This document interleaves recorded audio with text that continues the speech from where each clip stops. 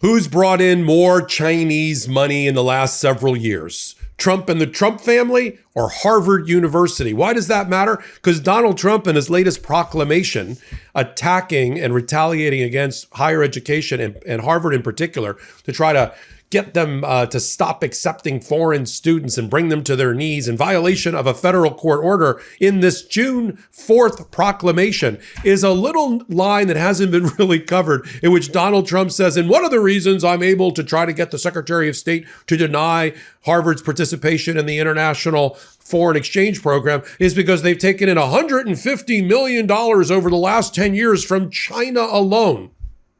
I was like, well, that's interesting. $15 million a year from China doesn't sound like that much. Now, let's compare that to the amount of money that Trump and the Trump family has brought in, even just in the last couple of years, from China. You want transparency, which his press secretary constantly talks about? Let's get transparent right here on the MeidasTouch Network and on Legal AF. All right, what am I talking about? Proclamation comes out. I did a separate hot take. It led to an immediate filing by Harvard University. They were ready. Is it any surprise that Harvard is smarter than Donald Trump? They filed an amended complaint. Judge Burroughs already issued late last night a new temporary restraining order to stop the latest attempt to block Harvard's ability to participate in international student commerce, which puts them at a tremendous disadvantage against their competitors. They have competitors in higher education. And so buried in here, listen to this justification. On page 3 of the proclamation, Harvard University has also developed extensive entanglements with foreign countries. That got my antenna up, including our adversaries. According to the Harvard Crimson, Harvard has received more than $150 million in total contributions from foreign governments over the past 5 years and over $1 billion from foreign sources. Over the last 10 years, Harvard has received more than $150 million from China alone.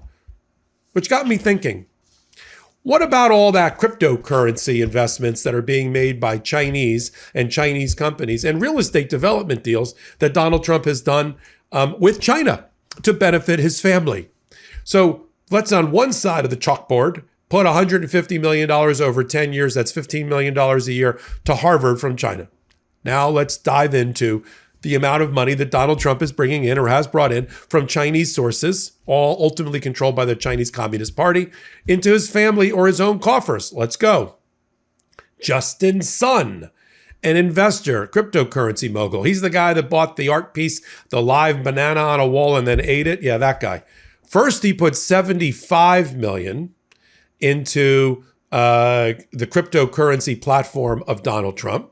Then he spent an additional $40 million in order to get his golden ticket to get inside the crypto dinner with Donald Trump 2 weeks ago. So let's just put him down for an even $110 million. That's just from Justin Sun. There's a company called JD, the JD Group, which is also a Chinese e-commerce company, and they are putting in $300 million into the Trump meme coin. So now we're up to, if you're doing the math at home, $410 million from Chinese sources into Donald Trump. In fact, it's already been shown, half of the top meme wallet or cryptocurrency wallet holders, that's where you put your cryptocurrency, are foreign.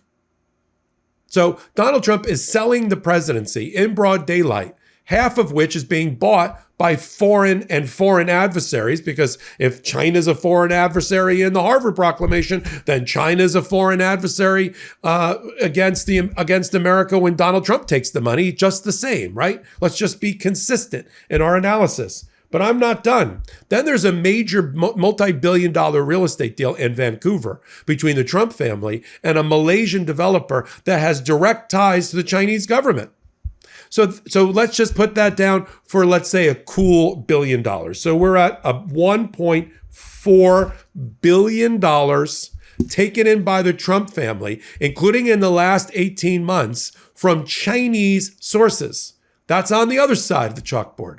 $150 million over 10 years for Harvard to educate people right? Mainly tuition versus $1.4 billion that just ends up in Donald Trump's pocket, right? It's almost all profit. What's the expenses to generate a meme coin? None. So this is like a 90% profit margin for Donald Trump, maybe a little bit less on the real estate side. So who is the party that America should worry about that's being corrupted by foreign influence? Harvard University, which every one of its students and faculty have some sort of registration and license with the US government or passport or citizenship?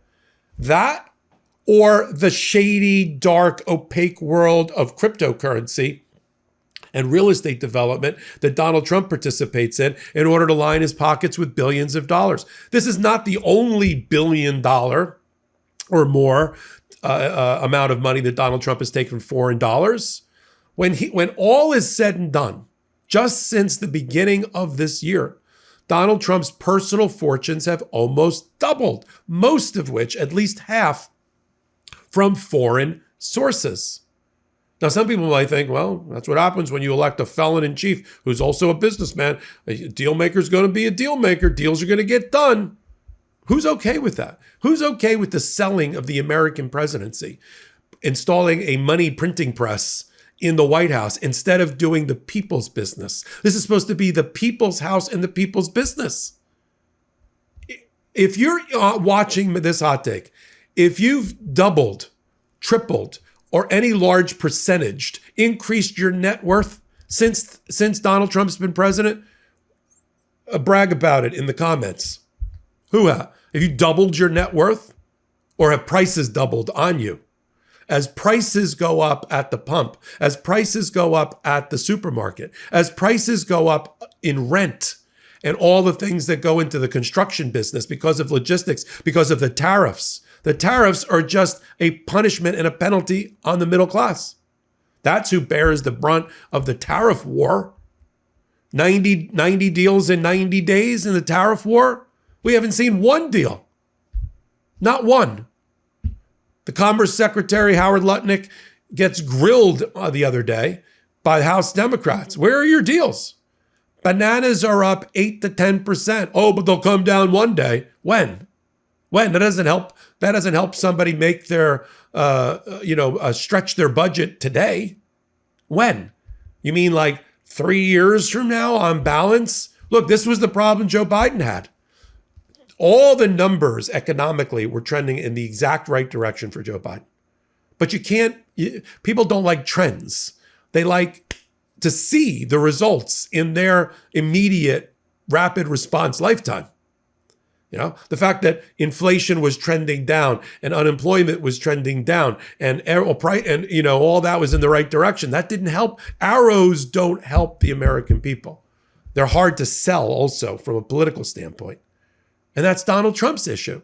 So don't tell me about Harvard. Don't come up with these phony fake facts that Harvard University is a national security risk because they took in $15 million a year, mainly in tuition, to educate Chinese in their school of diplomacy or in their business school. What does that have to do with anti-Semitism on college campuses? That was the false flag that got this started. That Trump and MAGA and Elise Stefanik and the rest, they didn't like the way that these major universities reacted to college protests during the Hamas-Israel war, or the attack on Israel by Hamas. And they didn't like the response. Too many tent cities, too many bed sheets spray painted for them. I wasn't that worried about it. No, I don't want attacks on campuses of other students. Keep your hands to yourself. But if you're competing for the hearts and minds and the ideas of people in the public square, okay, shout what you want as long as you're not being funded by terrorists. Where's the proof that any of that happened? That any person is a direct descendant of Hamas? And what do the Chinese have to do about that? Chinese aren't supporting, Hamas, as last I looked. So this whole China, China's eating our lunch because of Donald Trump in the trade war. They won, if anybody didn't notice, without firing a shot. They won. They own a lot of U.S. debt. In other words, there are creditors in America. And their consumer base is larger than ours. Their manufacturing base is larger than ours. Their GDP is larger than ours. And what's Donald Trump doing about it? Oh, Harvard took $15 million a year for tuition. What person out there, put it in comments, thinks that's making their life any better to stop international students from going to Harvard? That's not what this is all about. And let's not forget the chalkboard I started this hot take with. Who's brought in more money? Who's corrupt? The president of the United States, who's brought in Justin's son's money, who's already been the subject of investigations, brought in his $110 million, brought in another $300 million from cryptocurrency companies, e-commerce companies, brought in another $1 billion in Chinese investment. I haven't even talked about the Arab states buying a president. How about the $2 billion of money coming through Abu Dhabi to invest through a Trump platform into other companies like SoftBank? What about that? And the commission that Donald Trump's going to make on that transaction in broad daylight? What about the Qatar airplane that's been donated and Donald Trump's going to fly away with it at the end of his presidency? So the Arab states are finding their own way to corrupt this president who wants to be corrupted. Corrupted suggests that he was innocent and now he's been corrupted. He's corrupt. And these nation states are using his avarice and greed against the American people and exploiting it. I just did an interview. It's going up on Legal AF today with Congressperson Richie Torres, a leader of the Democrats out of New York.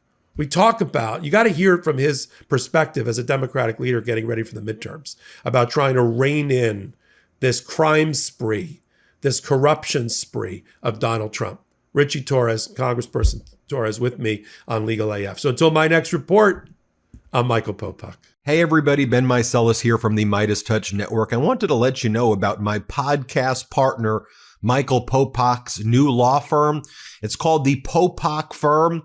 Michael Popok's pursuing his dream of starting his own law firm, really based on the popular demand by all the Meidas Mighty and Legal AFers who are approaching Michael Popok with their cases and saying, can you help us? And at that time, Popok was not able to. So he went out on his own. He started the Popok Firm, where he is now handling catastrophic injury cases like car accident cases, trucking cases, malpractice cases, big negligence cases, wrongful death cases. So if you or someone you know have a case like this, the consultation with Popok's firm is free. Give him a call. See if you have a case. It's thepopokfirm.com, thepopokfirm.com, or you can call 877-POPOK-AF, P-O-P-O-K-A-F. So 1-877-POPOK-AF. Give Michael Popok a call. And I'm really proud of you, Popok. Thanks for all the hard work you're putting in.